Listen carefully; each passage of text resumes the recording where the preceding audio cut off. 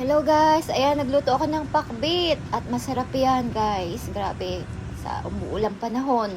Baha dito sa amin kasi umuulan ng 2 days. Ayan ang nangyari kapag umuulan talaga is bumabaha dito sa aming ilog. Tapos kinabukasan, may nabili akong tenga ng baboy, nagluto ako ng sisig. May own version na sisig. Nilagyan ko lang ng konting karne ng baboy. Tapos yan, ginisa natin sa sibuyas, bawang, and sili. Yan. Masarap yan guys. Grabe. At ang dami kong nakain. That time. Grabe. At ako lang naman yung kumakain yan. Wala nang iba pa. Hindi kumakain ng anak ko niyan kasi matigas daw yung tenga ng baboy. Saka natatakot siya.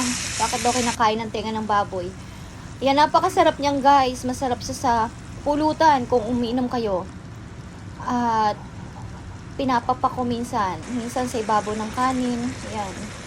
Bumili ako ng sisig na ganyan, mamasitas sa aking kaibigan.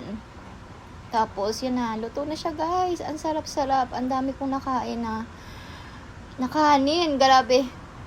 Ang sarap-sarap. Tapos kinabukasan, ayan, kumain kami sa labas kasi wala ang pasok ngayon. Kumain kami sa ramen. Okay guys, bye. And nakabili nga pala ako ng ginataang langka sa aking friend. Sengyan yan, 1,000.